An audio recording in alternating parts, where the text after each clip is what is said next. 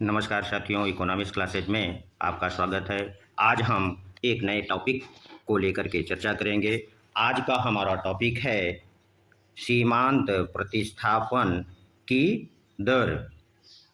सीमांत प्रतिस्थापन की दर अर्थात marginal rate of technical substitution पर हम लोग चर्चा करेंगे।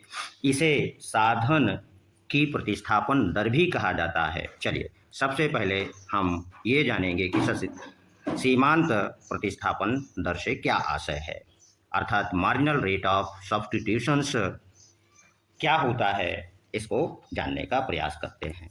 तो तकनीकी प्रतिस्थापन की दर हमें यह बतलाती है कि जिस दर पर कोई उत्पादक या फर्म उत्पादन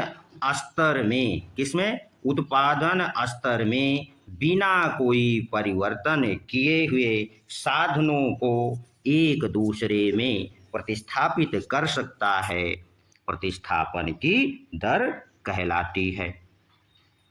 ठीक, इसको सूत्र रूप में इस प्रकार व्यक्त किया जाता है। वो कैसे? तकनीकी प्रतिस्थापन की दर MRT इजकल टू डेल्टा के अपान डेल्टा एल के रूप में लिखते हैं। अर्थात तकनीकी प्रतिस्थापन का जो सूत्र होता है वह MRT SL के, जहाँ L श्रम है और K पूंजी है, डेल्टा के साधन में परिवर्तन है तथा डेल्टा एल श्रम साधन में परिवर्तन को बतलाता है। चलिए, अब हम तकनीकी प्रतिस्थापन की दर को सारणी से समझते हैं। जैसा कि सारणी में हम अंतिम कॉलम में देख रहे हैं कि एक समान उत्पादन अर्थात 100 कुंटल प्राप्त करने के लिए उत्पादन के साधनों की प्रतिस्थापन की दर क्रमशः घटती हुई है। जैसा कि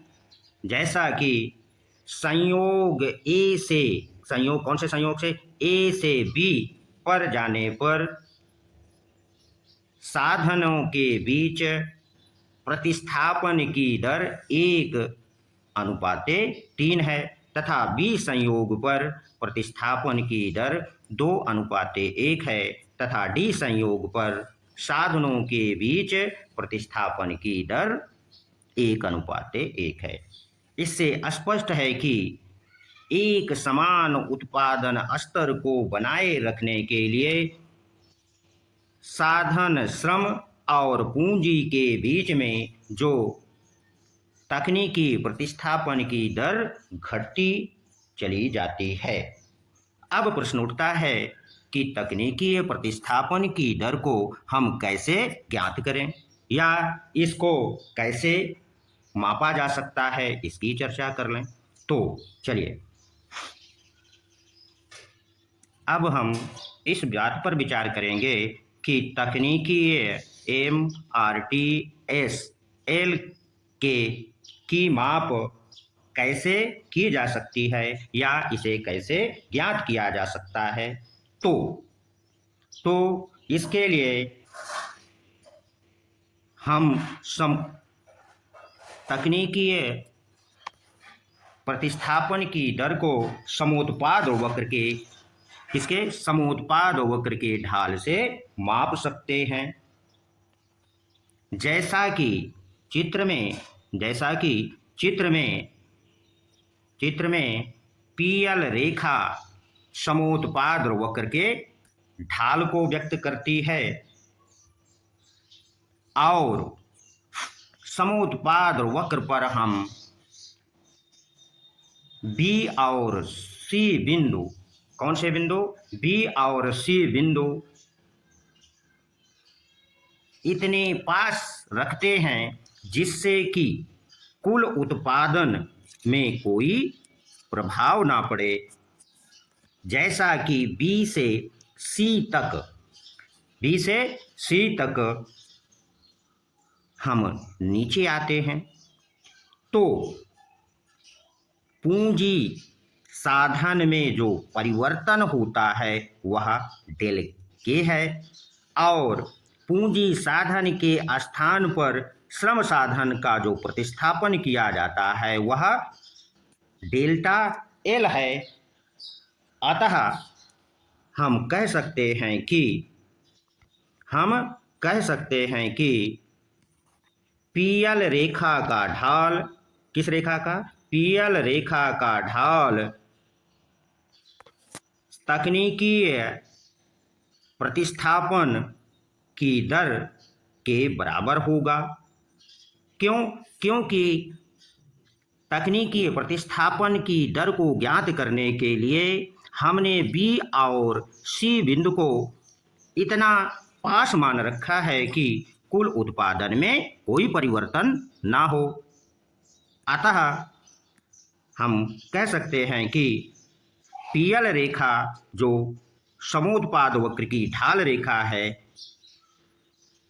पीएल रेखा का ढाल तकनीकी प्रतिस्थापन दर के बराबर होगा, अर्थात माइनस डेल के अपान डेल एल होगा। अब प्रश्न उठता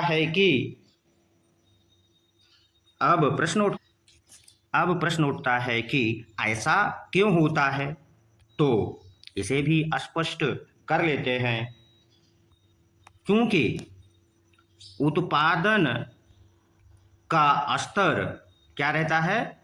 समान रहता है। जो उत्पादन का स्तर समान रहता है, अतः के साधन में, किसमें?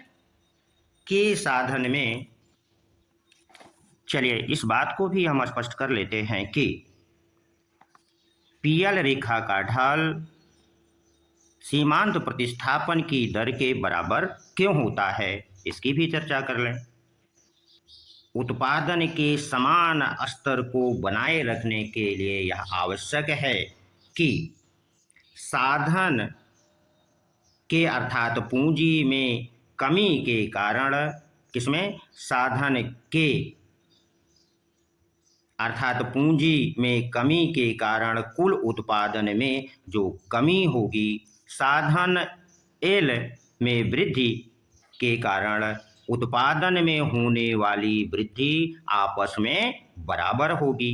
अर्थात इसे हम डेल के क्या लिख सकते हैं? Del K into M P के is equal to del L is equal to, चलिए अब हम इस बात की चर्चा करेंगे कि समोत्पाद वक्र का ढाल और सीमांत तकनीकी प्रतिस्थापन की दर बराबर कैसे होती है, उस पर चर्चा कर लें। क्योंकि उत्पादन के समान स्तर को बनाए रखने के लिए यह आवश्यक है कि साधन अर्थात पूंजी के में कमी के कारण जो उत्पादन में कमी होगी तथा साधन एल में वृद्धि के कारण उत्पादन में जो वृद्धि होगी वो दोनों समान होनी चाहिए, क्योंकि उत्पादन का समान स्तर हमें बनाए रखना है। अतः के में कमी के कारण जो उत्पादन में कमी होगी उसे हम del K into M P के लिख सकते हैं, जहां डेल के पूंजी में परिवर्तन को बतलाता है तथा एम पी के पूंजी की सीमांत उत्पादकता को बताता है तथा डेल एल श्रम साधन में वृद्धि को बतला रहा है तथा एम पी एल श्रम साधन की सीमांत उत्पादकता को व्यक्त करता है। इसे हम इस रूप में भी लिख सकते हैं, अर्थात डेल के upon del L is equal to M P L upon M P के is equal to M R TLK लिखा जा सकता है, जहां पर डेल के अपान डेल एल हमको क्या बतला रहा है? डेल के अपान डेल एल समोत्पाद वक्र के ढाल को व्यक्त करता है तथा श्रम साधन की सीमांत उत्पादकता और पूंजी के सीमांत उत्पादकता का अनुपात किसको व्यक्त कर रहा है? सीमांत प्रतिस्थापन की दर को प्रदर्शित करता है। स्पष्ट हो गया होगा और हम आशा करते हैं कि आप लोगों ने तकनीकी प्रतिस्थापन की दर को समझ लिया होगा। धन्यवाद। अगले वीडियो में हम पैमाने का प्रतिफल और पैमाने का नियम क्या होता है इस पर चर्चा करेंगे। धन्यवाद।